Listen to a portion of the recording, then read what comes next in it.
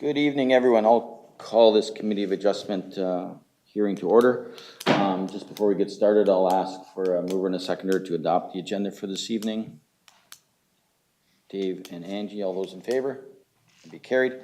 So before we get started with the rest of the agenda, I'm just going to go through the hearings protocols this evening. Tonight we have 6 applications for 4 different properties that we'll be hearing. A few housekeeping rules, which I'm going to remind myself to begin with. If you have cell phones, if you could please put them on silent mode or turn them off, that would be greatly appreciated. Also, when coming up to ask any questions of the committee or applicants, please address your questions through the chair and not directly at the person being questioned. The first order of business will be to ask any members if they have any conflicts of interest with regards to the applications that are on the agenda this evening. Following that, a request will be made for any deferrals or withdrawals of applications that are on the agenda. Committee Secretary will then read out each application noted on the agenda with a brief description and staff recommendation. The applicant or the agent for the applicant will be asked to come forward to the podium on my right, your left if you're here, introduce themselves and be allotted a short overview to explain any further details or additional information they wish to add to the application being made if desired. Members of the committee will then have the opportunity to ask the applicant any questions that they might have, followed by members of the public who wish to speak to the application. Any members of the public wishing to speak to an application will be asked to come forward, state their name and address for the record, try to limit their comments to 10 minutes, and must present all questions and comments that are pertinent to the application in that time frame. Persons making a presentation may not necessarily be allowed to return again to speak on that application, and we'll normally do them in blocks. We'll do them by property. Following all comments, the applicant will be afforded some closing comments if desired. The committee will then present a decision in the form of a motion. The motion will be discussed and voted upon. If a vote is tied, a motion will be defeated. New motions will be made until a decision has been reached by the majority. Notices of decision will be provided to those persons who leave their name and address in writing with the Secretary Treasurer. There's a sign-in page at the back of the room for that purpose for those that are in attendance. For anyone watching online, you can email our Secretary Treasurer at taya.taraba@portcolborne.ca. It's TAYA.TARABA@portcolborne.ca. Or you can call 905-228-8124 immediately following the hearing and leave a message requesting the notice. So that's the procedure for this evening. I'll ask if there's any conflicts from any members this evening on any of the applications. Not seeing any. Is there any request for deferrals of applications before we get too far into it? Not seeing any. Do we have anyone that's online? Just the agent. So on one of the cases where the agent or is online, that'll be joining us electronically, I will ask them again as soon as they get brought into the meeting. So with that, I will turn over the first application to our Secretary Treasurer. And just before she gets into it, this first application or applications is a continuation of a previous hearing that we had last month. Just a reminder, does everyone here last month? We weren't missing anyone last month, were we? No. Okay, so we're good. So with that, it'll be just a continuation from where we left last month. And if you can just give us a quick overview of what the application is about. Thank you. Thank you, Mr. Chair. On the agenda tonight, we have 4 minor variances and 2 consent applications. Notice of the applications were circulated to the public on April 29th, 2025. The required agencies received notice of the applications on March 14th. A recommendation report for each of these applications were prepared by planning staff and made publicly available on May 9th. All correspondence received by May 9th were addressed in the recommendation reports. An addenda package was also posted today, May 14th. Those interested can view the recommendation reports online on the city's website or in person at City Hall. Those interested may also contact planning staff in person, by email, or over the phone to obtain a copy of the reports. Accommodations for alternative methods of viewing or obtaining the recommendation reports are available upon request. Please note that the zoning bylaw currently in effect is the City of Port Colborne's zoning bylaw 6575/30/18 as amended, which will henceforth be referred to as the zoning bylaw. As our chair stated, the first application tonight is consent application B1523PC and two accompanying minor variance applications A0525PC and A0625PC.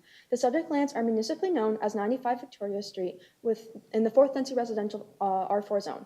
The B1523PC consent application is by the owner Julie Kuehl, who has requested the committee's consent to sever for the purposes of creating a new residential lot. In the application A0525PC, the owner is requesting relief from the provisions of the zoning bylaw to permit a reduction in lot frontage, notwithstanding the following: that a minimum lot frontage of 8.9 meters be permitted, whereas a minimum lot frontage of 12 meters is required. And in the application A0625PC, the owner is requesting relief from the provisions of the zoning bylaw to permit a reduction in lot frontage, notwithstanding the following: that a minimum lot frontage of 8.9 meters be permitted, whereas a minimum lot frontage of 12 meters is required. Given the information in the recommendation report, planning staff recommend that minor variance applications A0525PC and A0625PC be granted. As the applications are minor in nature, they are appropriate for development of the site, they are desirable in compliance with the general intent and purpose of the zoning bylaw, and they are desirable in content with the general intent and purpose of the official plan. Given the recommendation reports, planning staff also recommend that the respective consent application be granted, subject to the conditions outlined in the staff report dated April 4th, 2025. That concludes correspondence for this application. Thank you. Is the applicant here this evening? Please, if you want to come up to the front. Just for those that are in the audience and watching at home, so last month, just to kind of recap where we were at last month, we did start the hearing on these three applications, and based on the placement of the sign in the front yard, it was determined that it wasn't adequately placed, and the committee requested that new notices be sent out to the neighboring properties, as well as a new sign posted in a more conspicuous place. I was out there on the weekend and seen it was out there on the front railing. So I will start there and start if anyone has any questions on the committee first. And being that, we did receive some written correspondence. I'll ask the Secretary Treasurer to briefly summarize that correspondence and who it's from. I apologize if I get your name incorrect. The owner of 90 Victoria Street, Michael Mercier, submitted comments regarding opposal of this application due to the fact that the consent would be too small for the created lot size, that reducing the lot size would alter the character of the neighborhood and would lead to more densely packed housing that would clash with the existing aesthetics and the spacing norms for a lot of the housing within the neighborhood currently. Thank you. So with that, that's kind of where we left off at the last meeting. Is there any members of the public that wish to speak to this application this evening? Not seeing any in-house. Is there anything further that the applicant would like to add at this time? Can I address the concerns? Sure. Okay, so pardon me, I have it on my phone, okay, but it's silent. Okay, so there were several concerns, so I'm going to address each of them. To me, 1, 2, and 3 are very similar, but I'm going to address them separately. So the lot sizes are too small. My response would be Ontario's Planning Act permits minor variances and lot severances if they meet specific criteria under Section 45.1, including whether the variance is minor and desirable for the appropriate development or use of the land. And I heard our Secretary Treasurer suggest that the variance be approved because it, I can't remember your exact wording, but it's minor. So that's my point, the point 1, my response. I have references and evidence to show if you need these. 2, reducing lot sizes will alter the character of the neighborhood. Character is assessed based on more than lot size. The Ontario Land Tribunal has repeatedly held that compatibility does not mean identical. I have references for this as well. A single bungalow that respects front yard setbacks, height, and built can be compatible with existing neighborhood character, even on a small lot.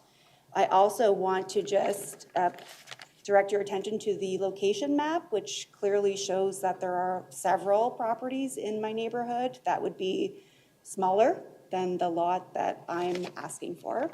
So it would fit with the neighborhood character. 3, increased density clashes with existing aesthetic. Kind of back to my last point. But the growth plan for the Greater Golden Horseshoe promotes complete communities with diverse housing options. A single small bungalow in a severed lot does not represent excessive density. Concern 4, more homes mean more traffic, vehicles, and less street parking. The addition of a single small home has a negligible impact on traffic volumes, according to transportation impact study guidelines from Ontario municipalities. And there is allotment for parking spaces in both the existing lot and the lot to be severed. Concern 5, smaller lots reduce green space. While private green space may be reduced slightly, urban infill helps preserve regional green spaces by reducing urban sprawl. Number 6, smaller lot decrease property values. There is no consistent evidence that that modest infill developments lower property values. The Ontario Land Tribunal has repeatedly dismissed claims of property devaluation unless substantiated. And I would contend that proximity to new developments actually enhances property values. And population growth drives demand, and we know that we have some mandates from our Ontario provincial government to increase the amount of housing. It's a need in the community. 7, setting a precedent for further applications. The precedent's already set, I believe, through this application process, and there's plenty of lots, and I have evidence that are just as small that have been approved. And each minor variance is evaluated on its own merits, and I think that's enough for that one. And emergency access, the last concern, and fire safety. All buildings must comply with the Ontario Building and Fire Code. New developments actually would have better code and more safety considerations than older housing. So I think that's a negligible complaint as well. And I think that would be it. And also, there's increased need for housing, as I mentioned, in the city. We know this. There's bills going through right now to try to speed up this process. And yeah, so that's all I have to say about that. Just wanted to address the concerns. Thank you. You're welcome. Any committee members have any final questions? The only thing that I would add, I know at our last meeting we talked about the fence. I believe the neighboring fence encroaches onto your property. I will be asking that be a condition added to the consent application to make sure that is removed and remedied prior to finalizing the condition, assuming the committee agrees. So with that, if there's no other questions, has anyone got a recommendation? And we can either do it all together, or if you want to do the consent first and the variance a second, that's up to you. Eric. Through you, Mr. Chair. I don't have any questions for the applicant, so I'm not sure if anyone else does. If not, there's some items that I would like to bring up for discussion. So whenever you're ready for that, then. Sounds good. Sounds good, okay. So just in reviewing the severance sketch, you already mentioned the fences. There's also a fence so it encroaches from sorry, I gotta look. There's a fence that encroaches from the other property, but there's also a fence that appears to go right along the remnant and the subject parcel. So I would be asking that be completely only onto the remnant parcel. There's the patio stones. There's patio stones that also go over the proposed boundary line. I would also ask that we condition that those patio stones be removed that are encroaching onto the proposed parcel. There's a metal-clad shed that is on the existing parcel. I'd also ask that be removed from the subject parcel to either be moved onto the remnant parcel or just demolished. The other thing that is quite concerning is that the severance sketch shows utility lines that are going across the proposed parcel into the remnant parcel. And so, I guess my concern, especially with these type of infill developments, I've raised it before at other committees, is the potential of water and wastewater services to cross through proposed boundary lines. I'm going to ask that we make a condition that that the owner, or sorry, the applicant have to determine the location of the existing services, and if they do cross the proposed boundary line, that they then be relocated to be solely onto the remnant parcel. And then the last one is, again, infill developments can be pretty tricky, and especially in this circumstance, I think, with some encroachments, what's going on with the patio stones and its location to the proposed boundary line of the existing dwelling, that a master lot grading and drainage plan be prepared to show that the existing house, the remnant parcel and the subject parcel can drain independently of one another. There's no need to have the existing parcel, the remnant parcel, drain into the subject parcel. So those are sort of the main items that I'd like to bring to this committee's attention, and we'll ask to conditionalize be added as conditions to the consent. Thank you. Gary? Thank you, Mr. Chair. Through you to our chief planner. I take on board a lot of what Member Beauregard has said, but when the dwelling gets constructed, just as a matter of every common building permit for a house, would there not be a lot grading scheme already have to happen by law? Through the chair to the member.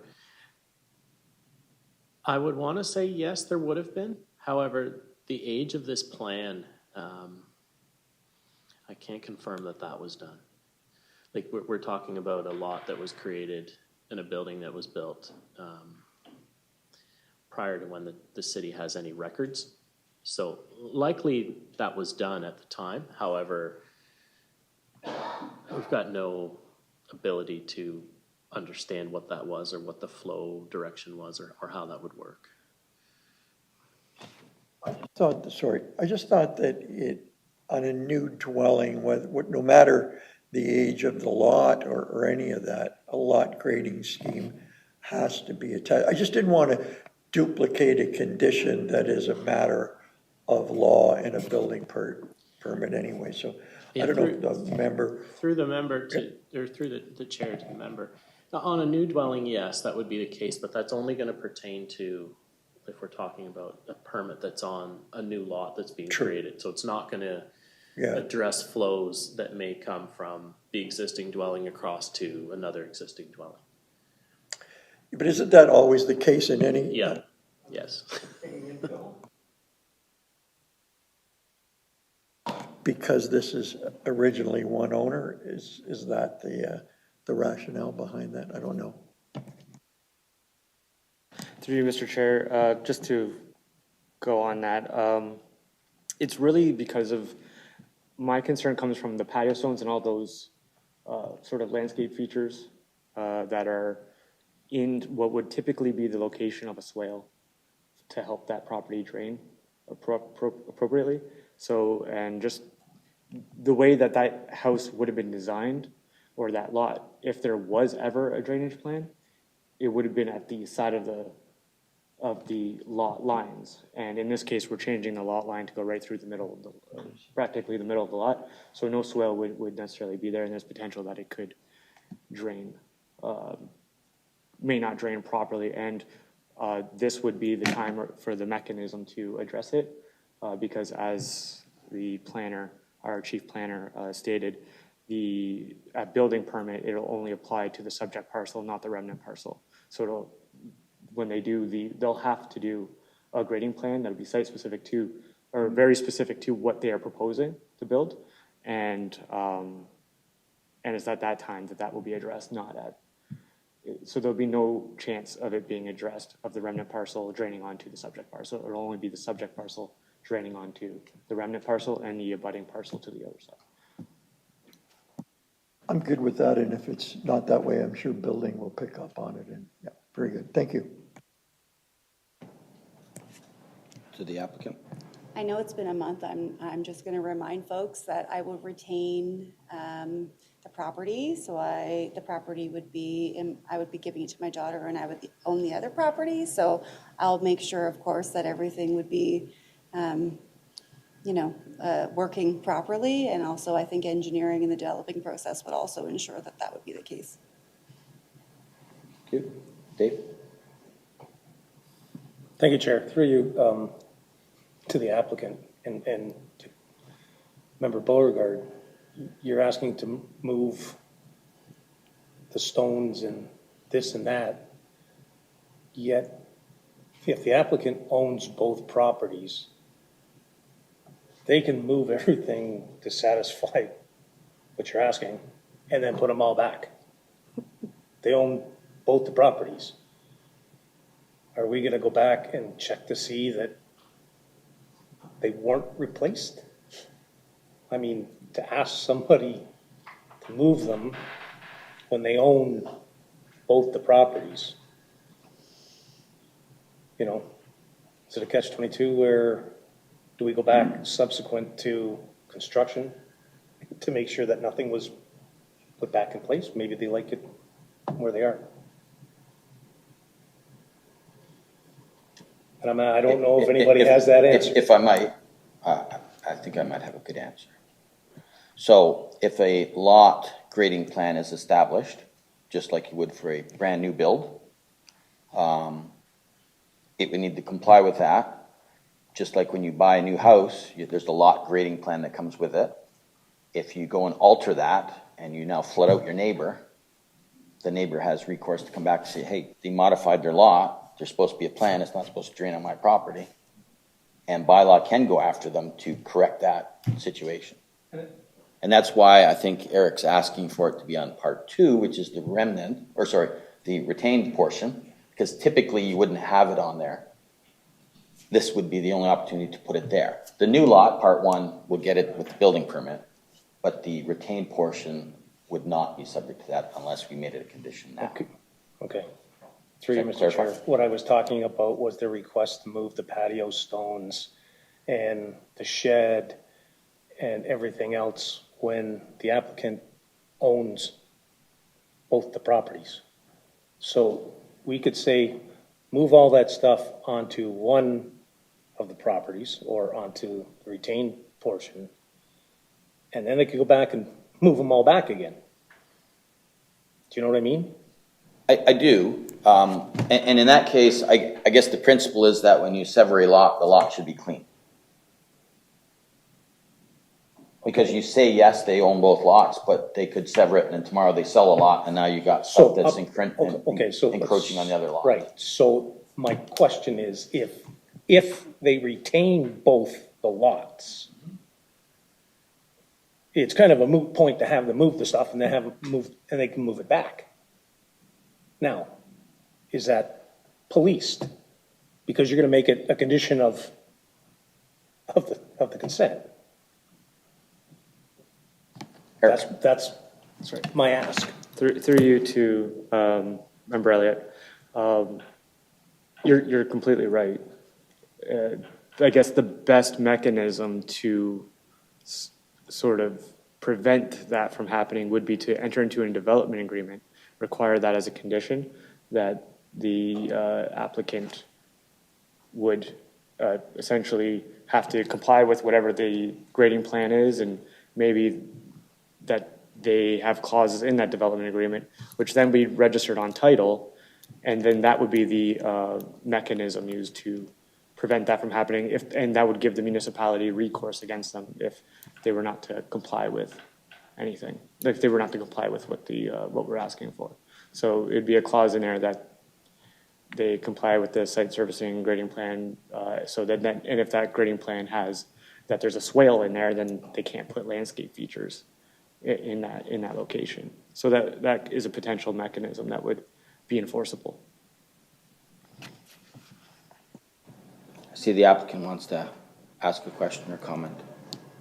So with all due respect, I take good care of my property. I upkeep it. It's in good condition. I'm not looking to make problems for myself going down the road with water issues.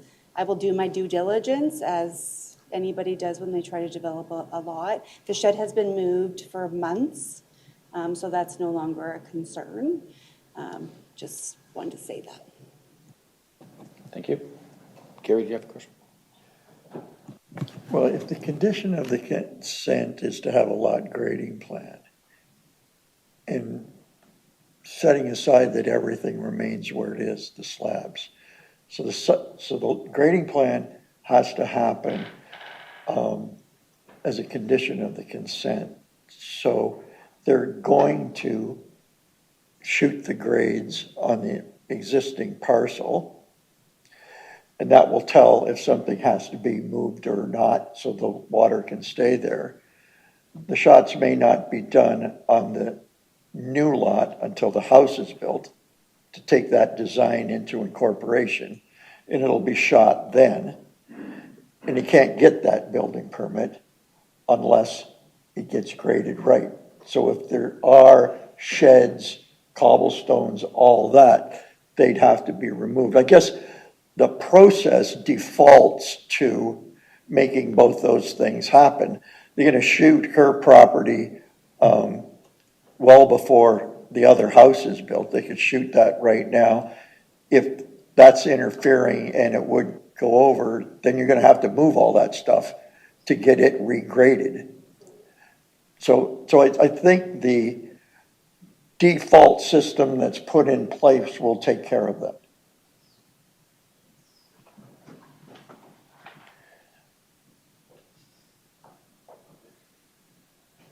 Good? Yeah. So Eric, since you had the most extra comments, can I get you to move the consent application, assuming there's no other questions or comments? Okay. And then we can go to the variances after that, because I think they're straightforward.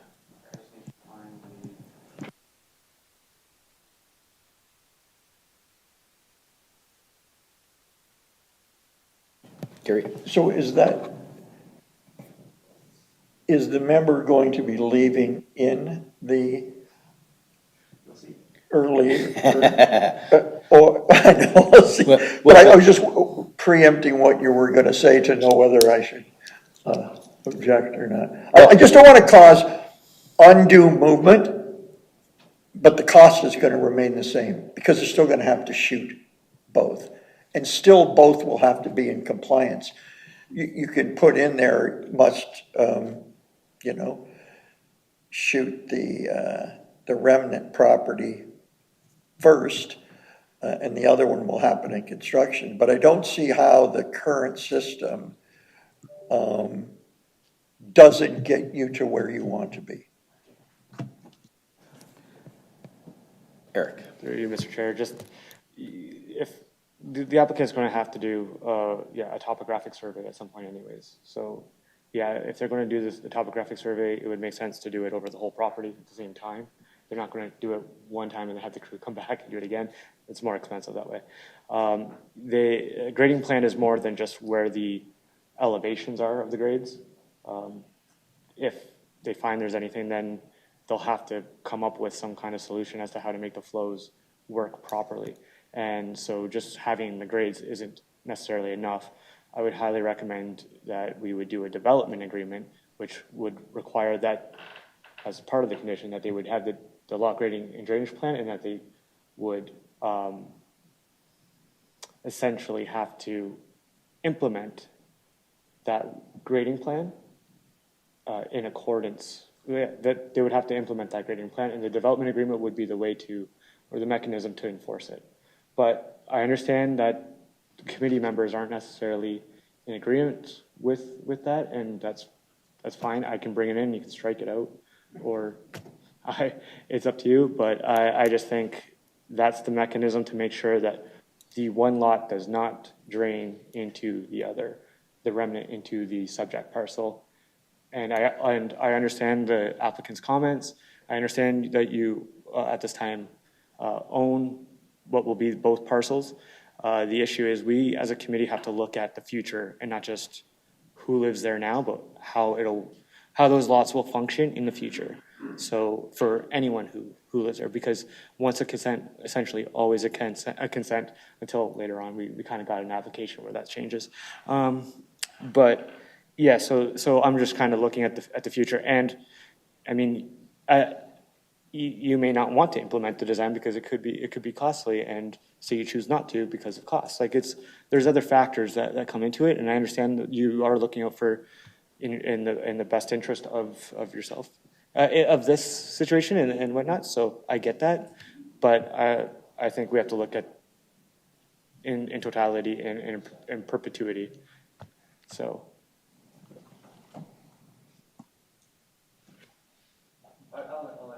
Okay. We'll go to Gary, and did you have a question too? I'll get Gary first, and I'll come back. Go ahead, doesn't matter. Okay. Angie, you get to go first? Thank you very much. Okay, I just need to have a little bit of clarification here, because what we're talking about is heaping a lot of time and expense on this applicant for something that would be caught further on in the process. That doesn't make sense to me. If you're saying it won't be caught, it can't be caught later on in the process? That's my question. Is there, throughout this process, will these issues be caught? If not, well, then maybe we are talking about something on title. But I can't see why we would be looking at putting a lot of time and expense on her if that isn't necessary. Just to your comments, it would be caught on the severed portion. It wouldn't be caught on the retained portion. Okay, good, thank you. That clarification is good. But on the existing, on the existing lot, not the severed lot, but the existing lot, there already would any drainage issues from that they would be entering into on the severed lot, correct? Wouldn't be the other way because that's already taken care of way back when. Potentially. Potentially, yes. Well, I mean, no matter how you look at it, if it's that old and there's been no drainage issues, not likely to be any coming up soon. So, I mean, common sense would say it would be on the newly formed lot. And would that not be caught in the building of the new building in that permit? Doesn't that include water coming onto the lot as well as draining away from the lot, or not? That's my question. I don't know the answer, so I'm asking. Gary. Well, the reason I think it would be caught is because the application right now is from the same owner. And so the condition of the consent would be that you have to clean up your own lot and the other at the time of building permit. Because that's the essence of the condition to get the severance. So you still have to, the owner has to essentially do something to his own property to facilitate the other one happening. And that thing is making the lot grading scheme work. So you have the handshake when one is done and the other one is pending, but it doesn't need to get done because it's only going to need to get done when there's a house built. So unless the chief planner is saying that in a consent with the common owner, it has to rectify the remnant before the other can, it's a condition of the consent, but I'd like to hear what the chief planner has to say. Or maybe it's up to the building official, I don't know. Through the chair to the member, yeah, it certainly would be up to the plan that comes in, the grading plan with the building permit.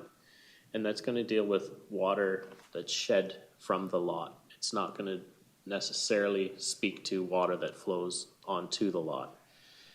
And, you know, without knowing, without having a full sort of drainage plan, which is not something that we typically see with a consent application, it's difficult to sort of answer questions or speculate on where and how water will flow through the neighborhood in terms of how it interacts. So I think what we would be looking for at the building permit stage with a grading plan would be something that does not alter the flow from either side of the subject of the new property that we're talking about, or to behind it. We'd be looking for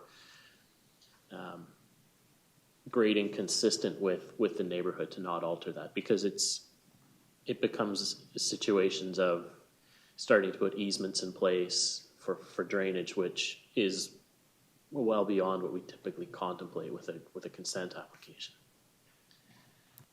Could just add one more. If that wasn't done and the new owner or the owner of the new building lot does his lot grading scheme, and the remnant lot is producing water over onto the new lot, there's already a remedy for that, which is the current bylaw. You can't put water. Now, we see that when there's an empty lot who says, well, I've never had water problems, but I'm gonna, when this new person goes there, well, yeah, you are, because the new person, you were shedding water onto that guy's lot.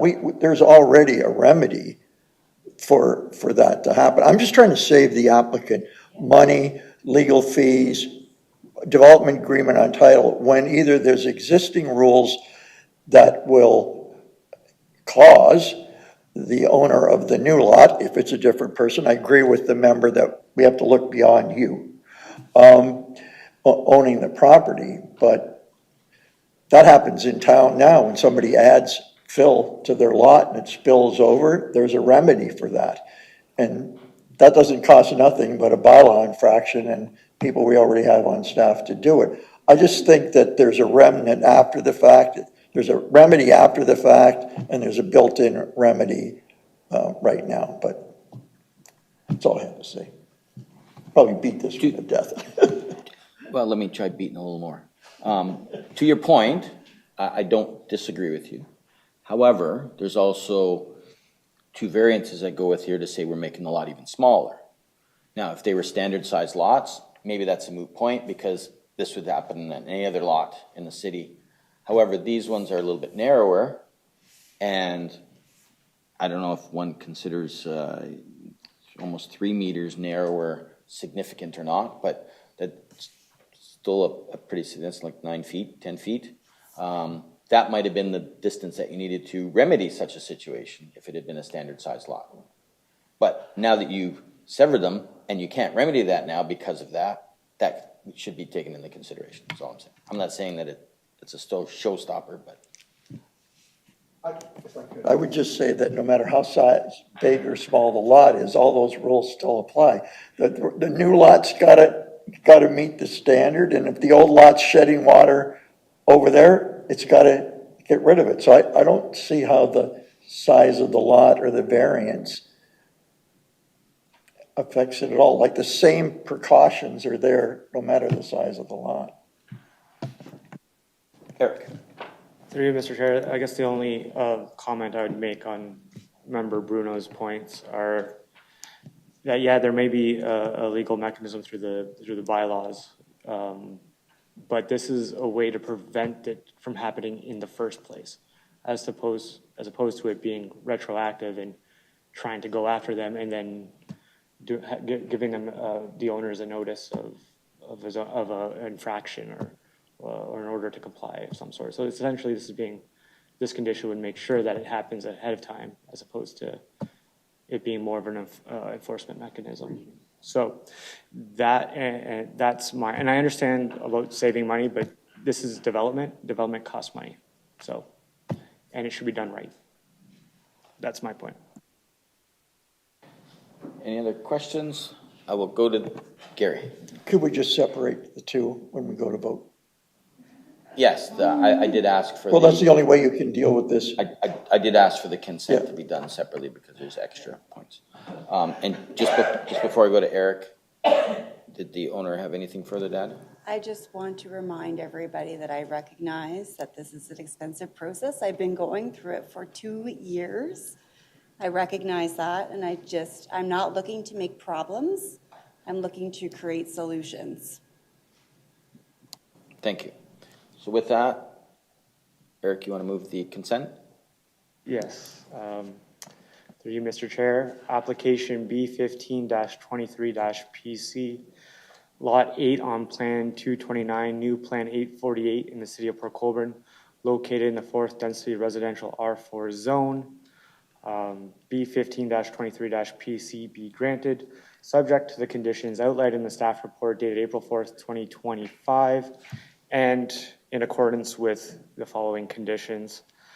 All existing fences on the subject parcel to be removed or relocated off of the subject parcel.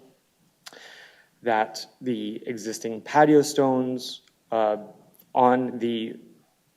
cross onto the subject parcel be removed or relocated to the remnant parcel. That the metal-clad shed be removed from the subject lands. That the utilities not cross the proposed boundary line if it is determined that existing services cross the property line, that they be relocated solely within the boundary of the remnant parcel, which is part 2. That a master lot grading and drainage plan be provided to confirm that the subject and remnant parcels can drain independently of one another. Thank you. Can I get a seconder to that? Angie? Yes, but I also have a quick question. Okay, second first. I have a different, I did second first, yes. Okay. I have a different application number than what Eric read out. What do you have? Isn't it I thought he 15, said 20? 23, I have 25. Should be B15, 23, 25. It is 2 years old. Okay, I don't have that one here. Okay, I was looking at the A's, sorry. Oh, yeah, the A's are 25s, but the B's 23. Yeah, thank you. Okay. Same address, different. Yeah. Questions? Gary? Mr. Chair, you rightfully asked for those to be delineated separately, but I can agree that if you have utilities crossing that, you got to separate them now. Because at the end of the day, they could be sold to 2 different owners. And now you've got a real dog's breakfast if somebody plugs a sewer or a water line's broken and it's the old one and it's on somebody else's property.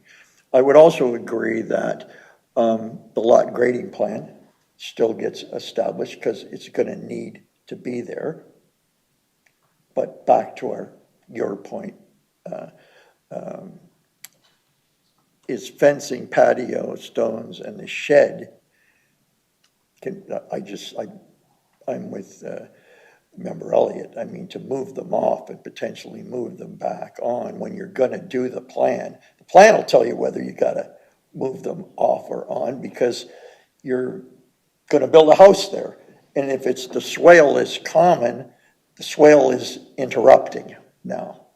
So I would just like to make that amendment, and then I don't know how the member feels about it, but then you don't need a development agreement and that cost. You just do these things as part of the conditions right from the get-go. No development agreement. So just for clarity, it's just the patio stones. Shed and fencing. I think the shed is already gone, so that was a moot point. Now, the fencing one, the fencing that is there is actually the neighbor's fence, which is encroaching on the existing lot. Okay, well then they can't remove it. What do you mean now? The fence right now the fence right now is 4.5 feet. Needs to go over onto my neighbor's lot because Correct. it's on my lot. Sorry, Correct. Yeah. That's just the one I'm checking talking in. about. Yeah, I need to move it over Yes. almost 5 feet, and my neighbor's well aware. Yes, Yeah. but that needs to happen as part of the consent Developing, application. Yes. right? Absolutely, yes. Eric? And through you, Mr. Chair, not just the neighboring fence. I specifically mentioned all fencing because there's a fence at the rear of the property that crosses the proposed boundary line, and I'm not sure if that's it's a chain link fence. It's shown there at the rear property line that crosses part 2 into part 1, and it should be taken that the fencing that goes across shouldn't go into part 1. With respect to, I'm going to ask the planner a question. With respect to fencing, you can have fencing on a vacant lot. You just can't have a dwelling or a shed or something like that, right? Like an accessory dwelling unit. Fencing isn't considered that, is it? Yeah, through to the chair, yes, that's correct. Yeah. So the fencing part, the only fencing I was concerned with is the neighboring fencing that encroaches onto the existing lot, where that should be remedied. The other fencing at the back, it's a matter of cutting the post. You can consider it a shared fence or whatever. Yeah, as long as that fence that the current property owner owns doesn't encroach onto someone else's property, and it's within that boundary, I don't necessarily have an issue with that fence, just the one that encroaches from either the property off the property or the neighboring fencing that encroaches onto the property. Those are the two that I would extremely be concerned with. As far as the one across the back, is there like a double chain link fence in the back? The drawing shows two, but. Yeah, so there was like a dog run. So there was a. Okay. Gate and then a fence in the back. Okay. Sorry, can I just speak to one? Sure. Sorry. Okay, so I'm just checking in to see if I'm hearing you correctly. You need me to move the fence now before anything's okay? Or is it like I'm in the process of looking into getting it fixed and moved. It's quite expensive. I'm in the talks with my neighbors.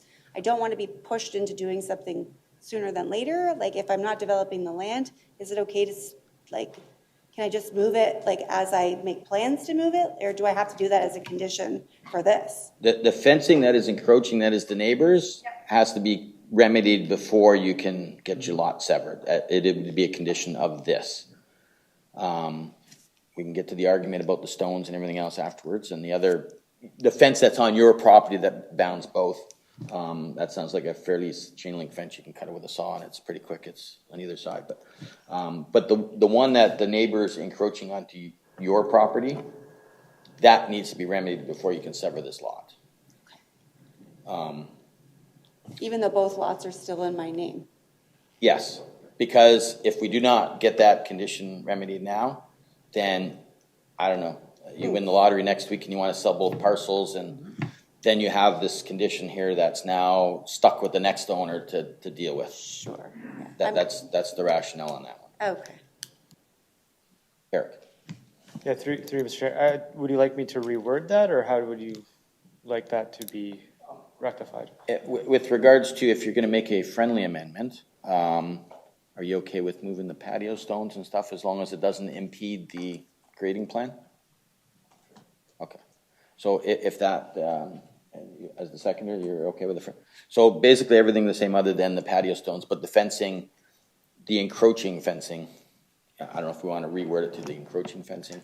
Yeah, I can reword it to say, so it's, the fencing that crosses the easterly boundary line of the part one. With that. Yeah, that's fine. Gary? I think we might have it here. Yes. So the stones can remain, as you've talked about, the utility separation and the lot grading plan happens, but the development agreement doesn't have to happen, which is the big costly one, and the stones is they might stay at the end. So why move them in the first place? So I think we've got that, sir. Yeah. If that's agreeable. Yep. Just through you, I just maybe to the planner. I understand you're not a drainage expert by any means, but I don't know if you have any further comments maybe on the condition of a master law grading and drainage plan on this or not.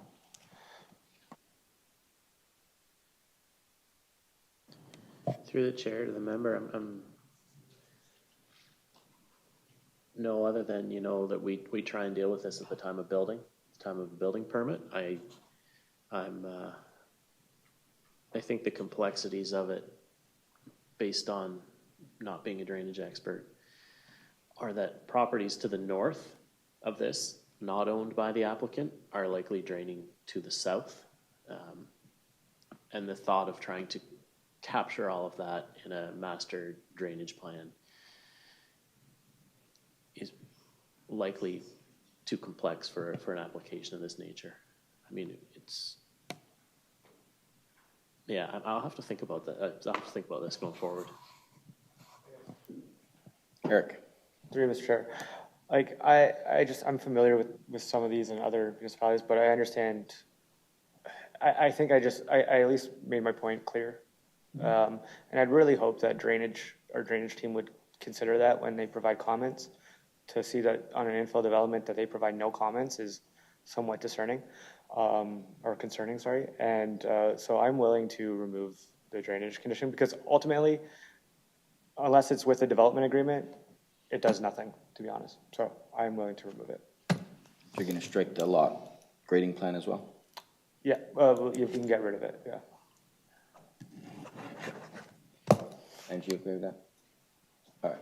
So with that, so just that we're clear, so all of the conditions as noted in the staff report, with the addition of fixing the fence to the easterly side yard that's encroaching from the neighboring property, and confirming that all utilities are within the retained portion, they'll cross into the new portion, as well as the overhead, as well as underground.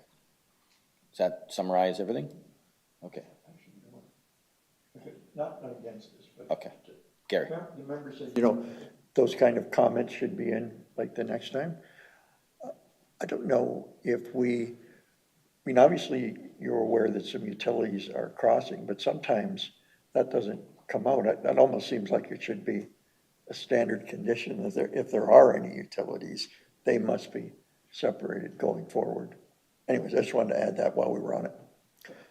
Not pertaining to this one, but yeah. Any other questions or comments? All those in, the applicant has her hand up. Just wondering if this is usual for severance consent applications with all these hair-splitting little conditions? Sometimes. Yeah, okay, just wondering. Seems, okay. So with that, all those in favor? That'll be carried. So then to the two variances, does anyone want to move those? You can move them in block if you wish. Eric? While we're on it, I might as well do this one as well. Let me just pull it up. Application A05-25-PC, A06-25PC, I'm really repeating myself. Application A05-25-PC and A06-25PC be granted as the applications are minor in nature. It is appropriate for the development of the site. It is desirable and in compliance with the general intent and purpose of the zoning bylaw. It is desirable and in compliance with the general intent and purpose of the official plan. Thank you. Can I get a seconder to that? Gary? Questions or comments? All those in favor? That'll be carried. Phew. There you go. There's still a 20-day waiting period, but after that, you're good to go. So I'll get the report and then I have like a time frame to get all these, like the fence moved and Yes, things like for the this? consent, there's a 2-year, after the notice period. Okay. The variances are, after the 20-day waiting period, are applicable henceforth. All right? Thank you. Thank you. All right, Madam Secretary, the next application, please. Our next application is minor variance application A0825PC for the land municipally known as 32 South Crescent, located in the first density residential zone, as established in the zoning bylaw. Agent Dustin Porter, on behalf of the owner, Graham and Aaron Menard, are requesting relief from the provisions of the zoning bylaw to permit the new accessory residential dwelling, notwithstanding the following: that a maximum lot coverage of 11.4% be permitted, whereas a maximum lot coverage of 10% is required. Given the information in the recommendation report, planning staff recommend application A0825PC be granted, as the application is minor in nature, it is appropriate for the development of the site, is desirable and in compliance with the general intent and purpose of the zoning bylaw, is desirable and in compliance with the general intent and purpose of the official plan. That concludes correspondence for this application. Thank you. I see the applicant is already here. You could. Okay, you can stay there if you like. Does anyone have any questions? Eric. Through you, Mr. Chair. What's the height of the structure? I couldn't see it in the sketch.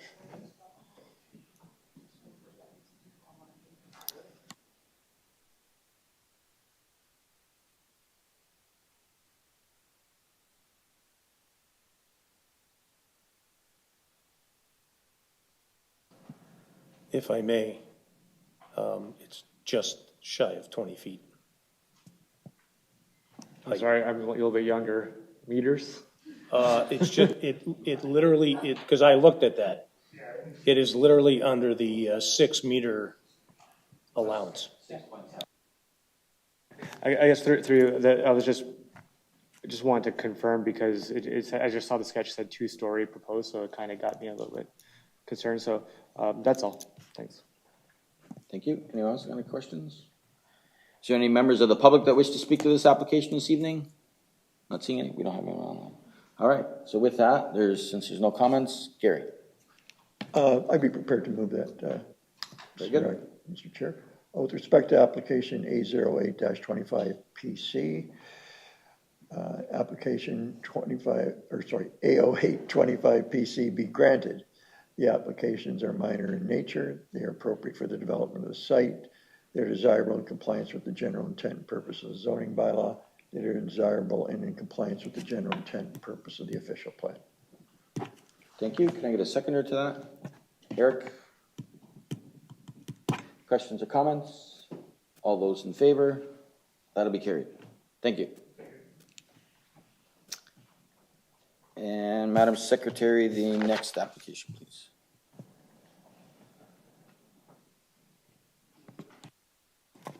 Our next application is minor variance application A1025PC for the lands municipally known as 3611 Fire Lane 12, located in the Lakeshore Residential Zone. The agent Craig Esposti, on behalf of the owner Danny Leon, are requesting relief from the provisions of the zoning bylaw to permit the construction of a new accessory residential dwelling, notwithstanding the following: that maximum residential lot coverage of 19.7% be permitted, whereas a maximum lot coverage of 15% is required. The maximum accessory lot coverage of 5.93% be permitted, whereas maximum lot coverage of 5% be required. The maximum height of 7.2 meters be permitted, whereas a maximum height of 6 meters is required, and that a minimum interior side yard setback of 2.9 meters be permitted, whereas a minimum interior side yard setback of 3 meters is permitted in the zone. Given the information in the recommendation report, planning staff recommend application A1025PC be deferred until the proposal revised to ensure that the addition is no longer proposed on an unstable portion of the slope due to the satisfaction of the MPCA staff. A stage 1 to 2 archaeological assessment is completed, a tree preservation plan is completed, and that an inspection is completed to determine whether the existing private sanitary service can accommodate the proposal, and if the existing system will not suffice, a new design of the septic system to the satisfaction of regional staff for the following reasons. While the proposed variances are minor in nature and desirable for the appropriate development of the site, the proposed variances do not maintain the general intent and purpose of the zoning bylaw or the official plan at this time. That concludes correspondence for these applications. Thank you. And I believe the applicant is online. Yeah, I will join in. Okay.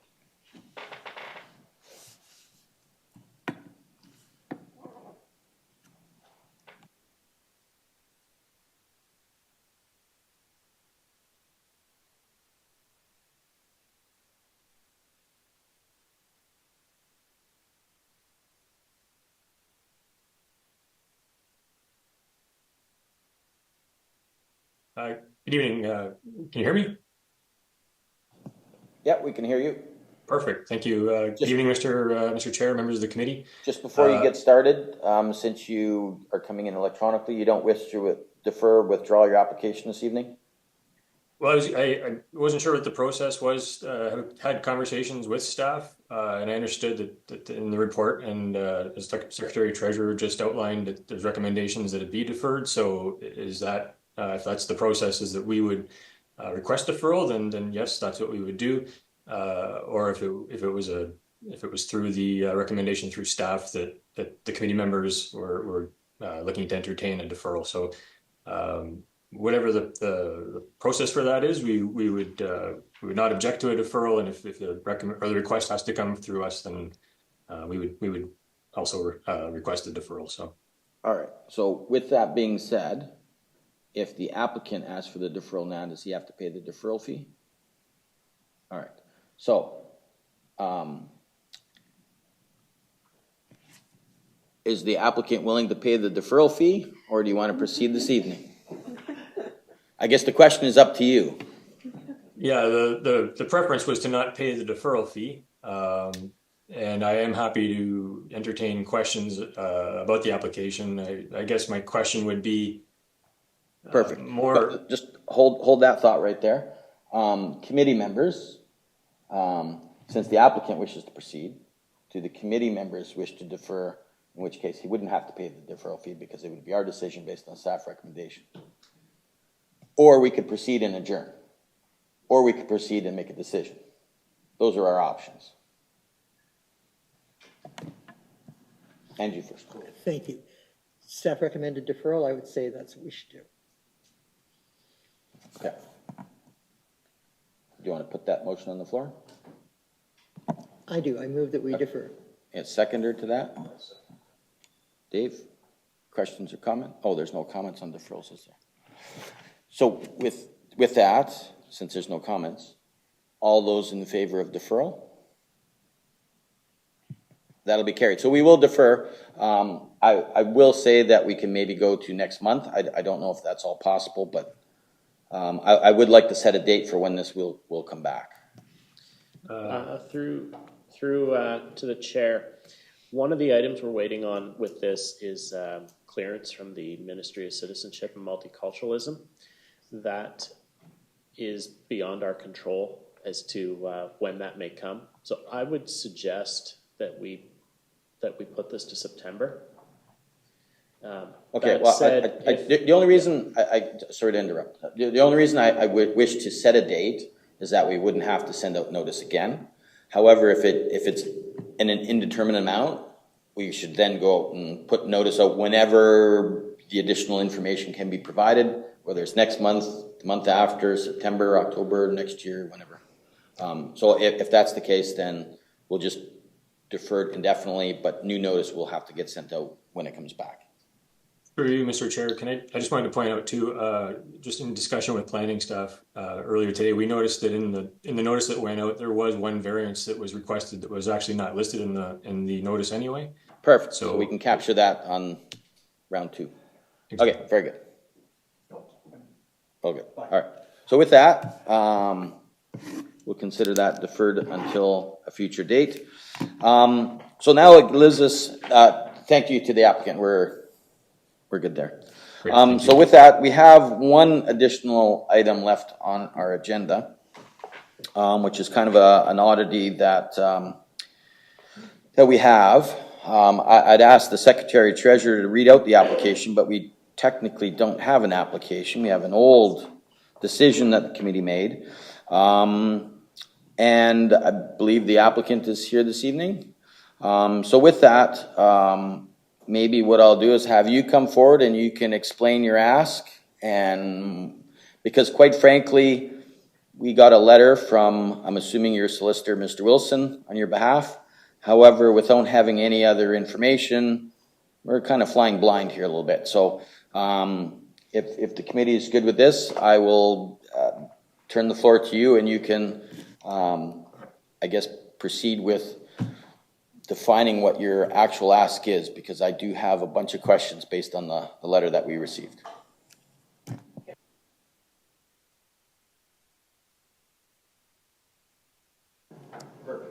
And just your name and address for the record, and then the floor is yours. Wendy LaHockey, 166 Chippewa Road. So you have my letter from the lawyer. Pretty self-explanatory, I think. All documents were previously sent to the city. Story is my husband and I bought the house at 166 Chippewa Road in 1989. We subsequently bought a piece adjoining it, some vacant land. We used it as our own. It was owned by an elderly neighbor. He was ready to sell it. He said, okay, I'll sever a piece off. We'll give it to you. We'll buy it from him. I forget the date, but we purchased another 2 pieces that adjoined that vacant land just to have like this L-shaped property. We've thought about building a home on that piece that was consented with the severance. Thought about selling it at some point and now decided we're going to keep it. We just want all of our pieces of land to be one. We've registered all the properties in both our names. It's been consolidated at the registry office. 1 PIN, all 4 properties. MPAC didn't want to join the tax part of it. We want one roll number for all 4 pieces of property. We own all of it together, jointly. We're just trying to simplify things, one tax bill, one water bill, and we're not planning on building or selling.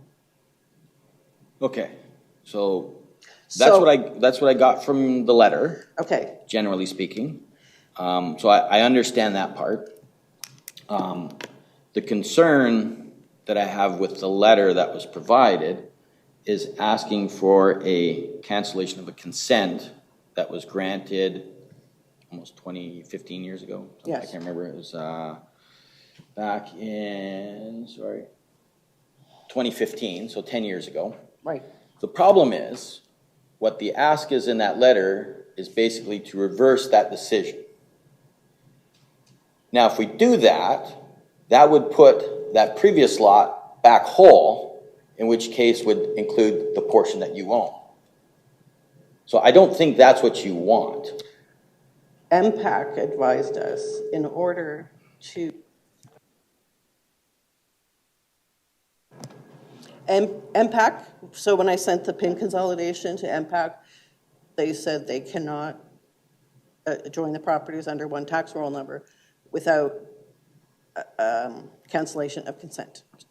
So they said to me and to my office, the only way to do that is to get a cancellation of consent. And apparently, that's never been done before. So it's something new, and we're working through it now. I won't disagree with you that it's something new. But again, I go back to when you bought that remnant, the way that you were able to buy that remnant parcel from that previous application was because of the severance. It was not ours. It was our neighbors. Correct. But the reason you were able to just buy that portion is because of that severance. If we do what you're suggesting, that severance doesn't exist.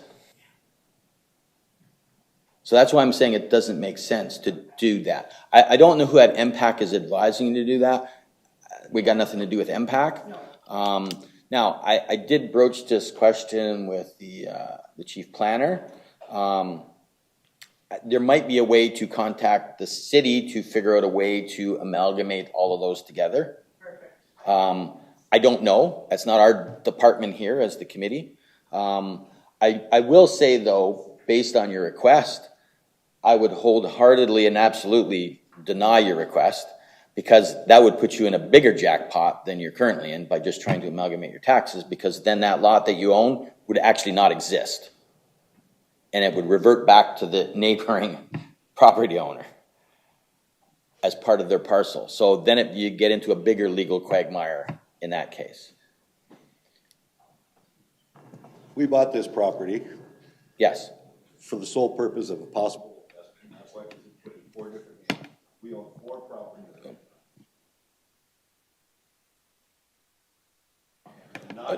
No, sorry. The microphone's on. It was on. Okay, thank you. But we're not trying to divide, shorten, we're just trying to amalgamate our properties. One tax bill, we're looking at retiring, we're trying to see we're trying to figure out where we're gonna be. What's wrong with putting it all together under one roof? I 100% agree with you. I don't think your ask here is the way to do that. You're gonna make it worse. So we've consulted with Chris, Yeah. Brian Lambie, and it seems like there's no legal reason why we cannot do this. Well, It has to be- I can give you a perfect legal reason. You don't own 160 Chippewa. Before what MPAC told us, like, MPAC should have just done it. They should have just put it under one. It should have all roll merged number. together because It it's should part have. of original part lot, But- because it's all in the same, but, They've got somebody in there that said they well, won't then the do person it. at MPAC didn't fully understand what the question was, because you're asking to undo a severance that gave you Yeah, the I ability to understand purchase that lot. Yeah, I get that. But if we asked for a severance, that's something that's plausible. You But you can, can't undo a severance. no, we can. We can. There is authority in the Planning Act to do that. It came back in 2021. There is a provision, I believe it's section 5344, correct me if I'm wrong, that clearly states but what it basically says is that whatever that original application was, it just basically nullifies that which would take the parcel, the remnant parcel that you bought of that severance, and puts that land all back to the original. Oh, yeah, I get that, And now you got two owners of the same parcel. yes. So we need. And no severance. We need another way to Yes, do it, exactly. and So, I'll take any help I can get. okay. So with that, I think a couple of committee members have questions. Gary and then Angie, only because Angie, I never looked that way. Okay, you get to go first. I guess when we see these happen all the time, I always question, can we be the only one in Ontario that this happens to? So both your lawyers, and if the planning department knows this, if this has happened somewhere else, let's just copy a good idea. And so I'm wondering if the solution has been found out there, approved, and we can camp on that solution. The other one is, which I'm not clear of, if this goes back to two owners, who are the two owners? There was 3 different owners that we bought from.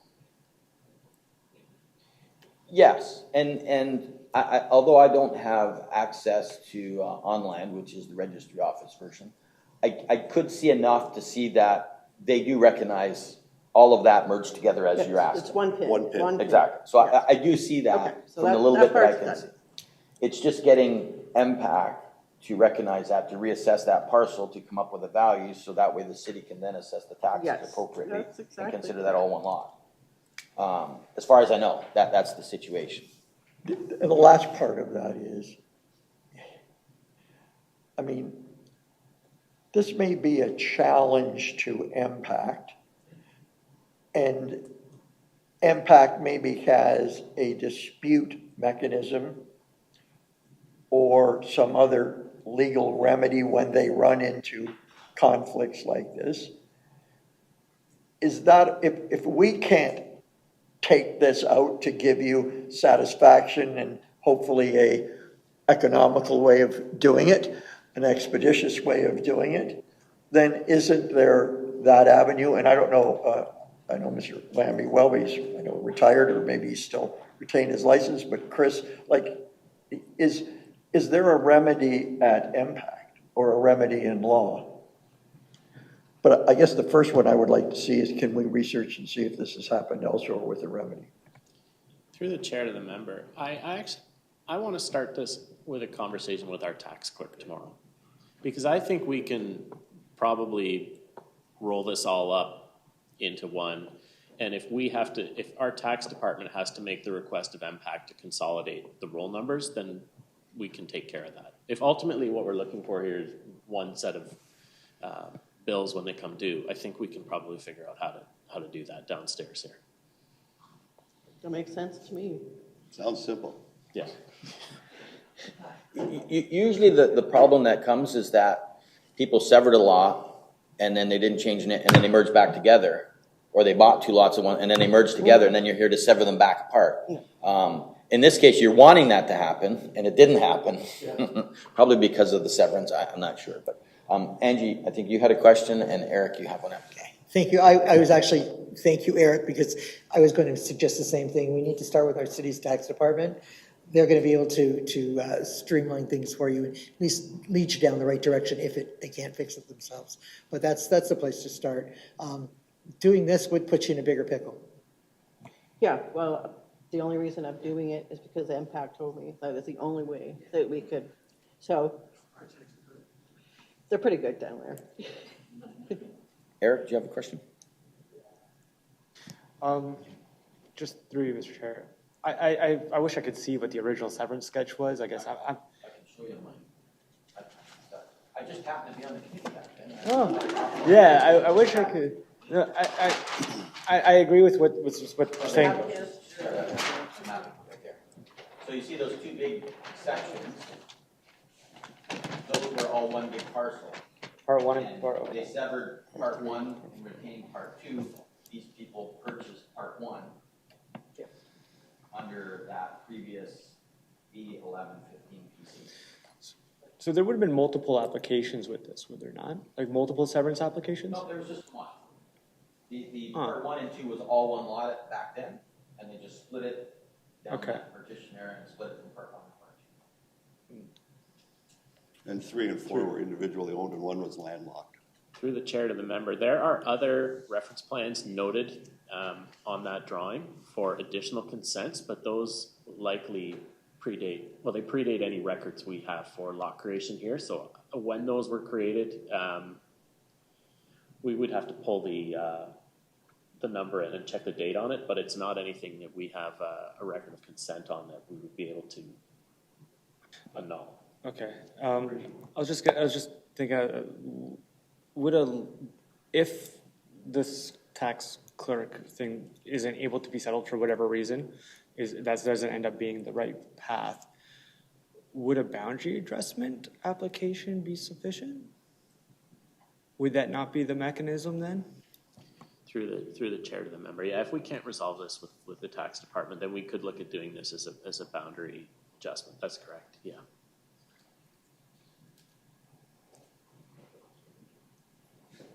So it looks like there's 2 potential opportunities. Hopefully the tax clerk can take care of you, Yeah. because the second one, So will the tax clerk communicate with MPAC? Is that how that's gonna work? I won't comment one way or another, because again, it's not our purview, Right, but I get it. I will assume yes. Is there a way we could be in the loop on that? 100%, it's your property, so. Well, in the chatter in the background, that's all we need to be. Yeah. So with that, because there was no formal application, if the committee is good with this, we'll just leave it rest. Because since there was really no application, hopefully this provided you some good information. I'm not saying that you can't come back, but I will say that if you come back with a request to cancel this consent, again, I'm going to go back to my original comments that would adamantly suggest that we don't do that Yeah, I get that. for the reasons I've explained. If I may, if we didn't have an actual application, we paid the $700 application fee. I'm gonna leave that one outside of our purview, and you can discuss that with the planning department. Generally, our committee's not to get involved with fees and such, but I'll leave that with them. Eric, do you got another question? I guess my concern is to kind of let it rest seems, like I think there needs to be some sort of decision because it is a planning act application, even though we didn't have an application form. So I was wondering maybe if it's better to adjourn and then have staff maybe provide a little memo in there when it comes back, and that a decision be made at that time. And hopefully it doesn't need to be there because there's nothing, it doesn't matter. Okay. Eric? Through to the chair, perhaps if the committee adjourned and the applicant could withdraw the request, we could then consider. A close. This is speaking from the planning department. Yep. We could look at a partial refund. We've got, and I can fill you in on that. Okay. Gary? I was just going to clarify that the committee isn't empowered anymore to give you a refund. It would have to come to council or a recommendation from the planning department. Okay. So Thank you. our hands are tied on That's that. okay. Yeah. So with that, I'll ask for a motion to adjourn this request.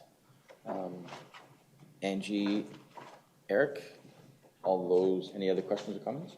All those in favor? That'll be carried. And like I say, we can leave it to, if you resolve your issues, we could just get a memo from staff and then we can just, I guess, dispose of it and then we don't have to worry about it. Sounds good. All right? Yes, Thank you. And hopefully that helped. Your map, or do you Yeah. wanna leave it with Eric? Thank you. So with that, that concludes the applications for this evening. Under other business, the chief planner has forwarded to the committee members a draft procedural bylaw for our committee to consider. It was just sent the other day, so I believe it's gone through a little bit of internal vetting at City Hall, so that's the draft as it stands at the moment. The planner, did you want to add something? I was just going to say that you're looking for comments by June if possible. If there's more you want to add, I'll turn the floor to you. And through to the chair, just to the members, I sent this to you last night. I think we'd spoke at the last meeting about circulating it when we had a draft available. It had been with our clerk's department. They put some, they really fixed it up actually quite a bit. But because I shared it with you, I was advised by them today that it had to be placed on the agenda for transparency purposes. So that's why it's appearing on the agenda tonight. I did intend for us to have a more fulsome discussion on it at the June meeting. So that's why you're seeing it now, but we will also see it in June. So with that being said, if there's benefit of scheduling a get-together to do that, we can set a separate meeting or something if we want to do that. We can determine through the clerk's office whether that needs to be a public discussion or a closed session. Personally, I think it can go either way. I was reading the Municipal Act there. I think there is one clause in there that would allow us to go in closed session to talk about this. But when it comes to the adoption of it or the acceptance of it, obviously that would have to be at a public meeting. Gary. I guess two things. First, I was able to open it in Word. I sent you an email back so I can do it. But I don't know if this may be a way to do it rather than, it seems to me that if Eric in his office is the quarterback, we have it in Word. If we wanted to make any changes, color it, send it all into him. Everybody's comments gets put in there. Then it comes debate. We see what each other added one by one. We go through it and do it. I don't think, though, were you inferring, did I read you wrong, about a in-camera confidential meeting? That or public meeting, outside of our regular meeting. I don't see how amending a procedural bylaw would be an in-camera item. So, in looking at, and I don't disagree with you, in looking at the Municipal Act, it doesn't necessarily talk about in-camera meetings. It just says there are certain criteria where you don't have to have a public meeting. Whether you deem that to be in-camera or not, okay, I'll leave the wording to the clerk. But there is a provision in there about procedures and that you can discuss outside of a public meeting. The end result is whatever the final product is, then that would come forward and we could post it on our website and we can have our final little bit of discussion on it and accept it at that point. That part, I would agree, does have to be public, but how we get from point A to point B. Yes, I just defer to the clerk, but I don't think it's certainly not an in-camera item in my view. But. Yeah, I don't think it is either, but I don't think it necessarily needs to be a public meeting either. But Eric. Through the chair, I agree with Member Bruno. I think we should, it doesn't meet the criteria. In my opinion, it doesn't meet the criteria to go into closed meeting or in camera, but also I think we can just provide our comments. I mean, as councillors, we've done that on plenty of other items. So I think in this circumstance, it works just fine.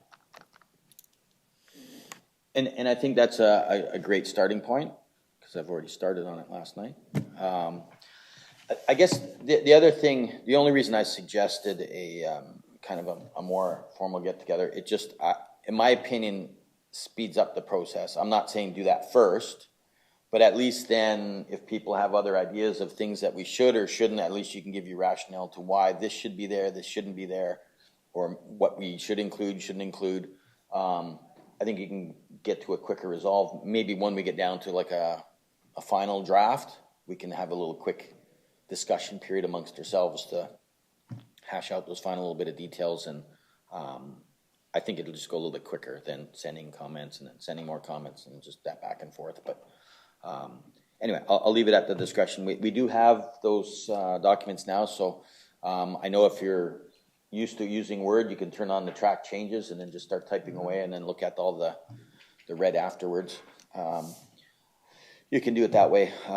So yeah, so that's all I was suggesting. And then if we can have kind of at least all of those comments back to you sometime before then, you can kind of maybe summarize them, or if you see that we're heading in two different directions, but then we need to come to some consensus about what we want to do, that would be great.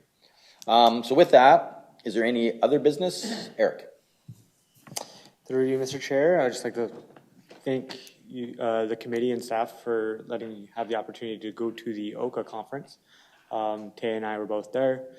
And like this conference, I tell you, is like one of the ones where you actually you really learn a lot. I find it very useful in what we do. And just a couple take-backs that I'd like to provide the committee. I went to a seminar on minimum distance separation, right? So I think majority of the committee members may know, but we have the ability to vary minimum distance separation requirements. One thing that you may not know is that it doesn't apply, the MDS doesn't apply to settlement area boundaries. So if there's a settlement area boundary expansion, then that distance could potentially be shortened by the boundary of the settlement area. So it wouldn't apply. And I mean, I know, Eric, you're pretty familiar with that, I believe. So I'm not sure if you want to expand on it, but if there's anything. So within, through the chair to the member, I think what you're saying is correct. Within a settlement area, MDS doesn't apply. So if you've got a property that's on the edge of a hamlet boundary and there's an agricultural operation beside it, that wouldn't be impacted by minimum distance separation. If you're looking into a hamlet boundary expansion, you would be doing an MDS calculation for surrounding livestock uses or abandoned barns that have the capability of still housing livestock. And there are examples even in Niagara of where there's one in Wainfleet where the Wainfleet boundary actually has an arc in the hamlet due to the MDS arc that was created from a neighboring livestock facility. So it can play in. It added certainly in the West Lincoln Smithville boundary expansion that was done as part of their last municipal comprehensive review. There was complications and adjustments that were made to the boundary expansion based on the proximity of a chicken barn. So, when you get into the minimum distance separation, it's an interesting process. And if we get an application in where if we see consent or a variance where there's going to be impacts on livestock facilities or requests to expand existing livestock facilities, we'll happily walk you through the way that the nutrient units are calculated when we're at the committee here.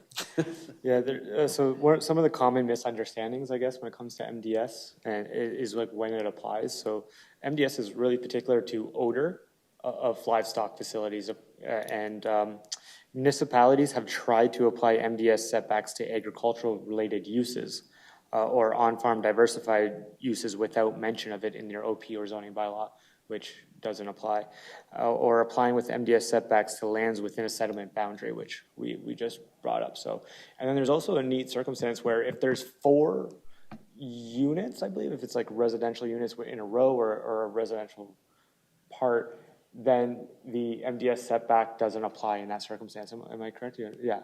So one discussion was about like ADUs. Like, does an ADU, if you have an ADU on those lands, is that count within the 4? And they weren't able to provide a response on that. But it's still something that's considered. I'm not sure, Eric, if you know, but it was very interesting on there. And then there's like remnant barns. Only the chief building official can determine whether or not something's can deem it a remnant barn, which means that it's not capable of holding livestock. But if it's capable of holding livestock, then the MDS applies, even if it doesn't. Yeah, so it's one of those interesting things. I don't know if you have anything to add on to that, Eric, but otherwise I'll move on. Just let me know. No? Okay. And the other session was drafting enforceable conditions by committee, for your committee. So that one was, it was really good. I'm trying to just get the really specifics one.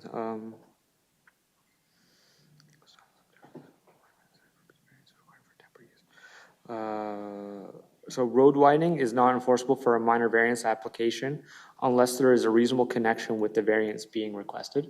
So that was something unique. Conditions cannot result in people zoning, extract land unrelated to the variance, i.e. road widening, and extend beyond the subject site. So, if I might stop you there. So that's on variances or consent? This one is particularly minor variances. Okay. Okay, so then when it comes to consent applications, section 53, subsection 12.1 is where, I guess it's a fairly newer provision compared to the rest, but that gives us authority to provide conditions on consent applications and impose them on the remnant parcel. So typically you would not be able to conditionalize the remnant parcel, but now you can under that section. And, but you cannot put a parkland dedication or cash in lieu of on the remnant parcel, as well as I believe road windings can't be required on remnant parcels. So basically that was the basis of all your extra conditions on the remnant parcel today. It had an influence. Because I know in the past, because I know in the past when we've tried to do that, I think we've had a few solicitors up here saying, you can't do that. You can't touch the remnant parcel, you can't put conditions on that. But you're saying now that has changed. Yeah, as of, I guess, around 2001, that came in, and that's why it's subsection 5312.1 as opposed to 1212. It's like 24 years ago, so it's always been there. So, then there's the fourfold test for conditions. They must be reasonable. So reasonable, relevant, necessary, and equitable. So those are all, that's within the case law, so it's important that we understand that. And we should avoid conditions for the expropriation of land, essentially, unless it's needed for like a road winding, for example, then you can do that. But if you're asking for like a conservation or like a G1, G1 St. Catharines, I'm not sure what our environmental zoning is, but if it's like environmentally zoned land and you ask it to be dedicated to the city, that may not actually be an enforceable condition.